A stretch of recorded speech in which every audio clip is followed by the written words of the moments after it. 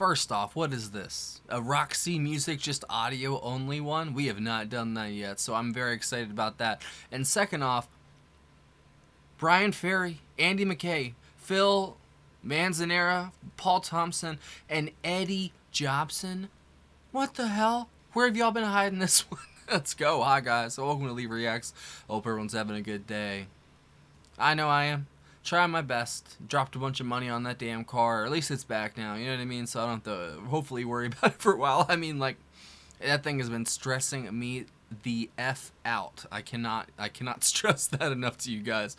So it feels good to have it back. But yeah, this is courtesy of our patron Tommy D. We're going to be doing the track Psalm off of the album Stranded, which is the third studio album by Roxy Music. It was the first one, I think, that Eno left and Eddie Jobson took over for him in this one. And also it's the first album that Brian Ferry was not the only songwriter. So there you go. So we're going to get some different sounds, I'm guessing, because Phil is a beast, obviously. He's in 801, right? Is that the one? I always forget the name of it, but they did the cover of Tomorrow Never Knows. Man, that thing is ridiculous. So let's go. Don't forget to leave a like, comment, subscribe. Check out our Patreon and PayPal if you want to help support the channel. That's the way to do it. Completely, crowd-funded, community source sort of stuff. There's no, ads or promotions, nothing like that. I'm not selling you hammers and, vitamin C, vitamin water, or hard drives, broken lights. I always just say what's around me. So, yeah, help a brother out. That car damage is damage. All right, here we go. Psalm. Brian Ferry, Roxy Music. 3, 2, 1, go.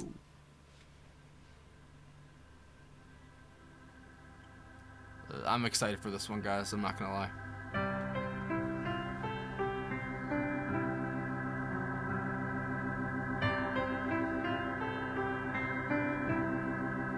Try on your love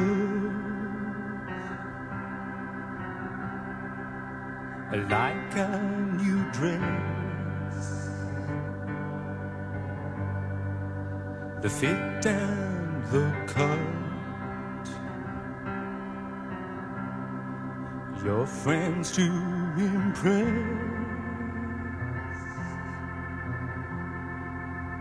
Try on your smile,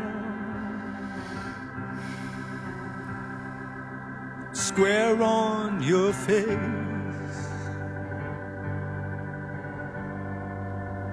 showing affection. That's funny. It does have like a church, like hymn vibe. That's funny. No disgrace. Try out your God.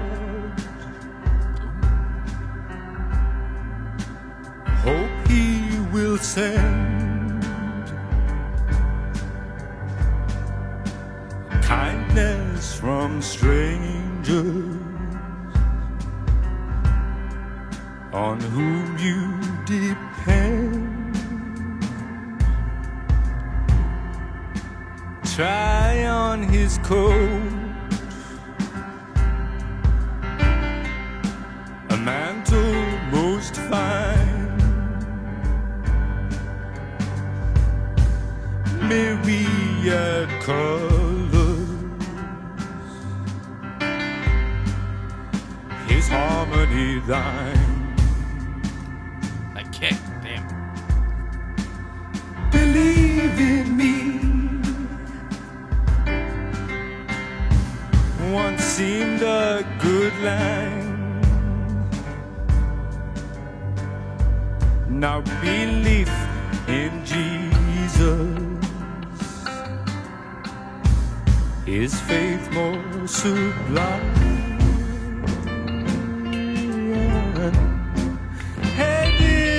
Clouds,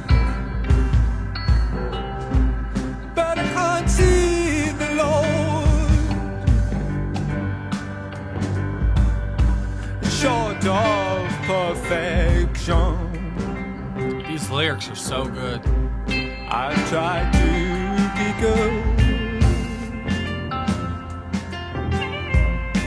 I stand at His gate. Wait for His his sign. Let's build up. Then I walk in his garden. When it's my time, drink from his cup. I love the kick. It's so good. Hush, now don't you cry. His quiet waters will never run dry. Nearing death's veil, he's here by my side.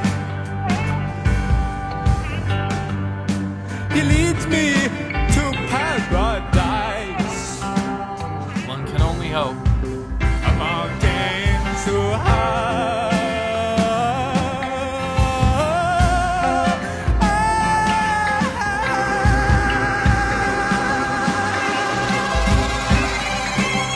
There's Phil and Eddie.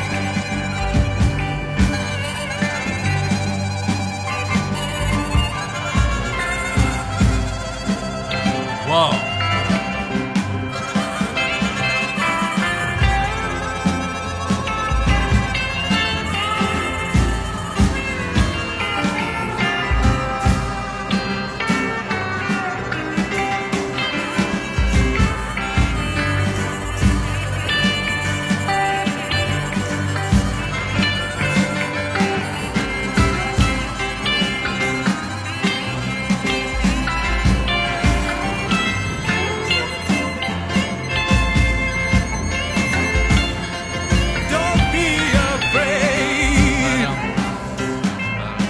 That piano line is genius.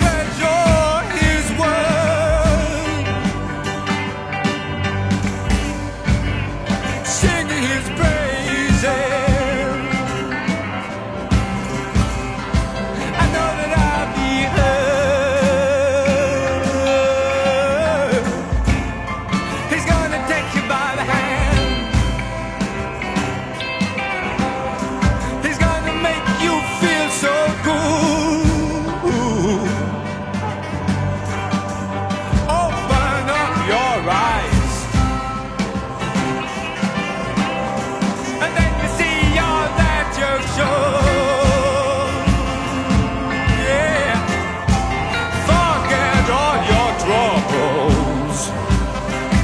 I love the horns in the background. That's cool. You will feel no pain. That's not true. Lots of it. He's all that you need.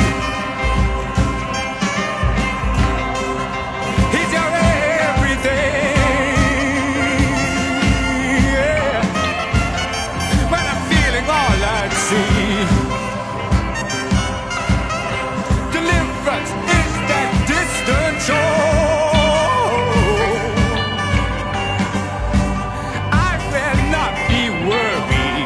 Not expecting this. This is insane. Someday his house will be my home. Forevermore. Forevermore. There's so much happening underneath the Oh, that fry is crazy.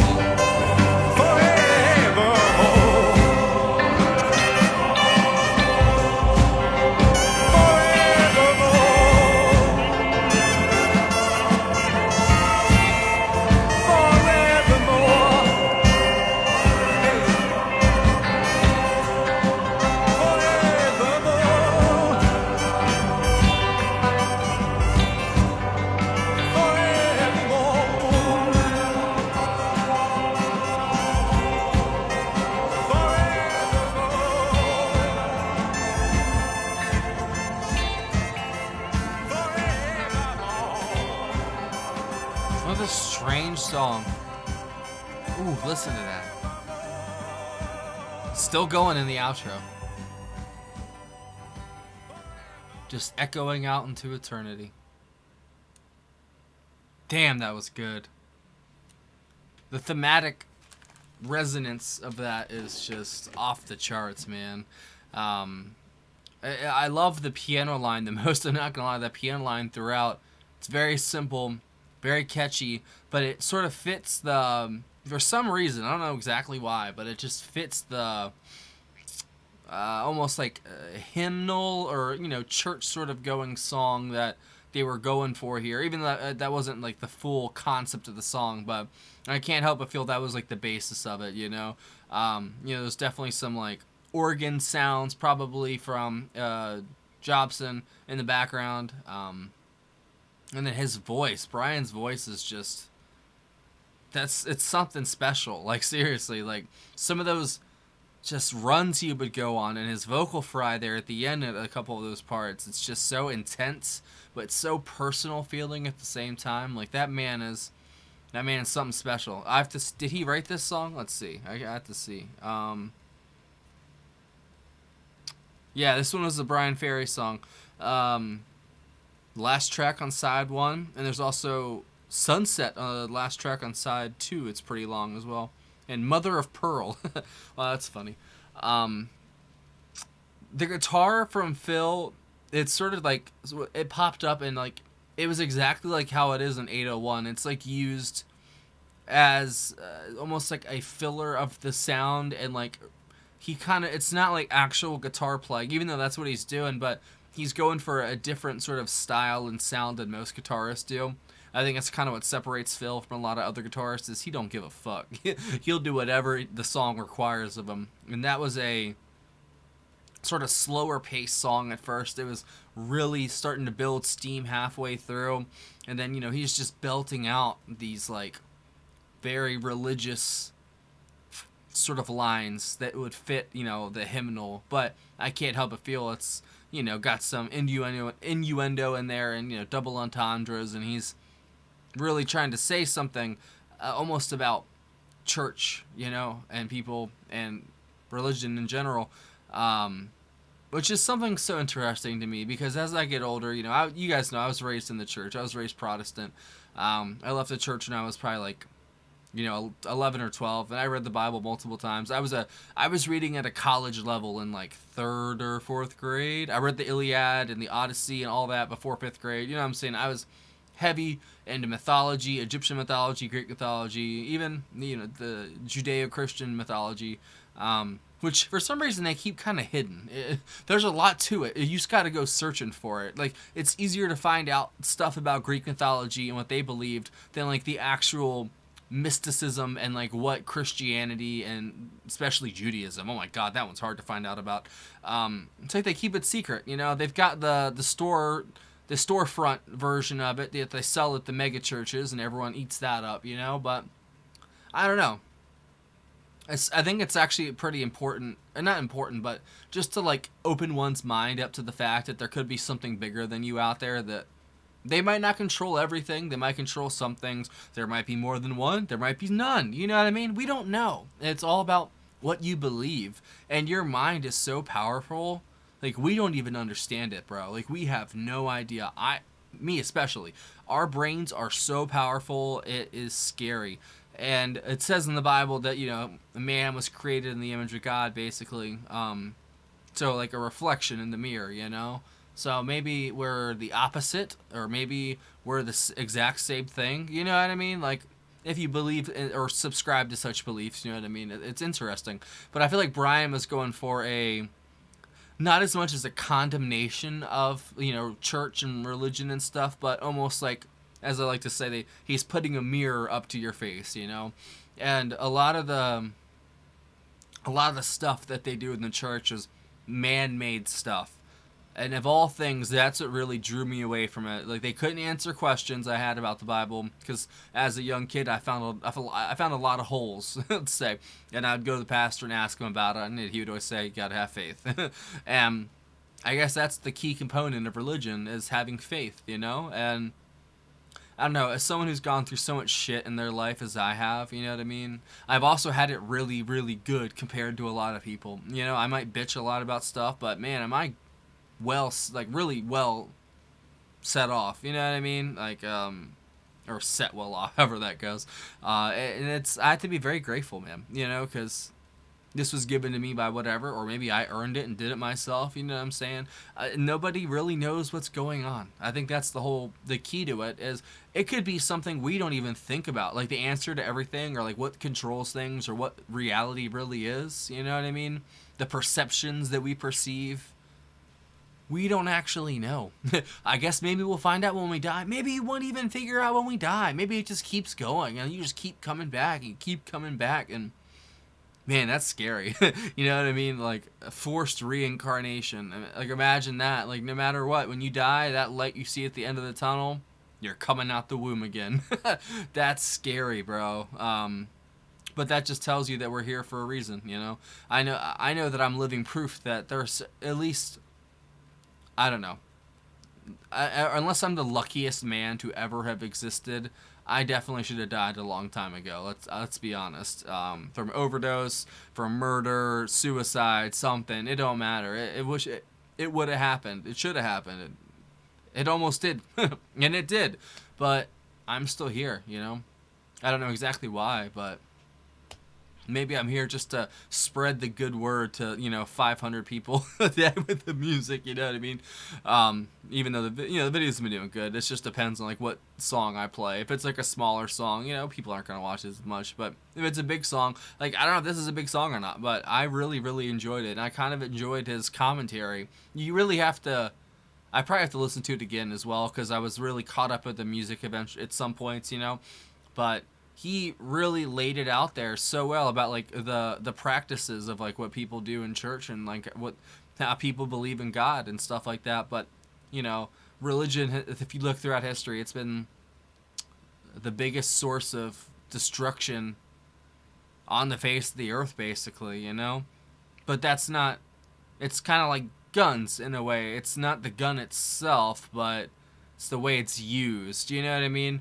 And like the religion has been used to corrupt and to grab power and to control the masses. And if anything, if Jesus, Muhammad, all those people, were real and all their stuff is real, don't you think that they would completely despise everything that it's become nowadays? It's just, I don't know. It's all about it's power, and as I get older, I've realized everything is about power and everything is about control, especially the people higher up and the elites and stuff like that. They'd rather have us bickering about religion or race and stuff like that instead of actually realizing our potential and that we're being suppressed by exterior forces. And eventually one day we're gonna break free, man, and hopefully the world will wake up in time, because I think what we've been doing it's not gonna end well. It worked for a while there, but I think we need to make some changes just to ourselves and to the world, the way we live it, the way we run things.